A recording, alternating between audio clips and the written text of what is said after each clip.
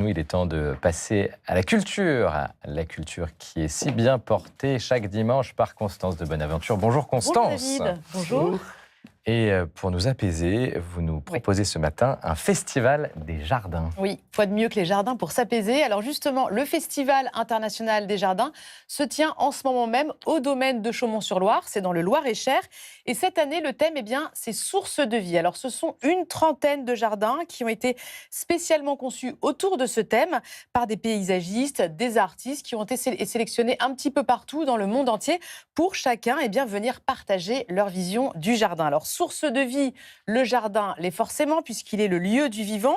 Et ce qui est intéressant dans ce festival, c'est de voir la diversité des interprétations de ce thème. Alors parmi ces jardins, il y a un jardin pastoral, il y a un jardin forestier. Certains appellent à la contemplation, à l'espoir. D'autres parlent des enjeux écologiques. Bref, vous l'aurez compris, il y en a pour tous les goûts. Alors le domaine de Chaumont-sur-Loire, c'est aussi ce magnifique château Renaissance qui est ouvert à la visite, qui surplombe la Loire, tout comme son parc de 32 hectares, ses prés et ses écuries. Et puis, il y a aussi des installations contemporaines qui sont exposées un petit peu partout sur le domaine. Donc, vous l'aurez compris, si vous voulez y aller, prévoyez d'y rester au moins la journée. Le Festival international des jardins, c'est donc au domaine de Chaumont-sur-Loire et c'est jusqu'au 3 novembre prochain. Les jardins, sources de vie. Marcel, il faut des sources de vie aussi pour s'apaiser, c'est important. C'est sûr que le contact avec la nature, c'est la première source de vie, puisque là où il n'y avait pas de violence, c'était le jardin d'Éden. Et là, après la résurrection du Christ, la première chose qu'on a rencontrée, c'est le Christ ressuscité qui était jardinier. Puisque Marie-Madeleine s'est dit « Ah, c'est vous le jardinier ?» Donc le jardin, c'est vrai que c'est un symbole fort, ça. Le jardin est un lieu de réconciliation. Un bel événement maintenant, Constance, dont le Jour du Seigneur est partenaire. Oui, la nuit des églises. Alors la nuit des églises permet à tous les amoureux du patrimoine ou simples curieux de visiter le temps d'une nuit les églises partenaires jusqu'au 3 juillet. Alors près de 300 églises de France sont donc ouvertes en ce moment au public le soir avec plein d'animations différentes qui sont proposées. Il y a des conférences, des lectures, des visites aux chandelles, des concerts.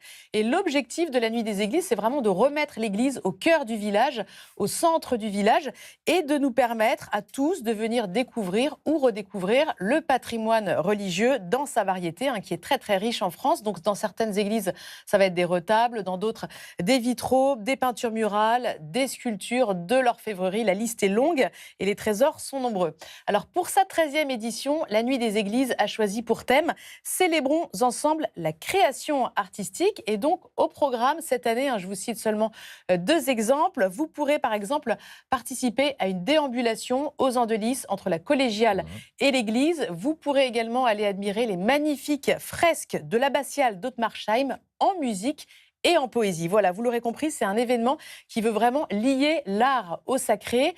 La Nuit des Églises, c'est jusqu'au 3 juillet prochain. Et n'hésitez pas à vous renseigner sur les églises autour de chez vous qui sont partenaires. Vous nous emmenez maintenant dans une magnifique église située à la montagne, dans l'Isère. Nous y célébrerons la messe dans quelques minutes. Oui, l'église Saint-Philibert, vous allez voir, se trouve dans un site majestueux aux portes de Grenoble, dans le Grand Sillon des Alpes. Alors, c'est une église romane du XIIe siècle, très ancienne pour cette région, mais typique du Dauphiné, avec son toit relativement plat. Alors, on va s'arrêter sur son remarquable portail du XIe siècle avec ses chapiteaux romans sculptés qui représentent des animaux fantastiques. L'intérieur est très simple avec cette belle charpente visible. Et puis il y a également un très joli chemin de croix qui a été réalisé à la fin des années 80 par une paroissienne. Il est fabriqué en terre avec des formes plutôt originales, des formes carrées, rondes et obliques. Et c'est l'artiste peintre Arcabas qui a réalisé cette magnifique série de vitraux. Celui qui se trouve dans le chœur représente la Pentecôte. Sous la tribune, les vitraux au ton bleu nous raconte les prémices de la vie de Jésus, la visitation, l'annonciation et la nativité. Et puis ceux qui sont dans les tons rouges relatent les derniers événements de sa vie, comme la passion et la crucifixion. Merci Constance pour cette belle découverte.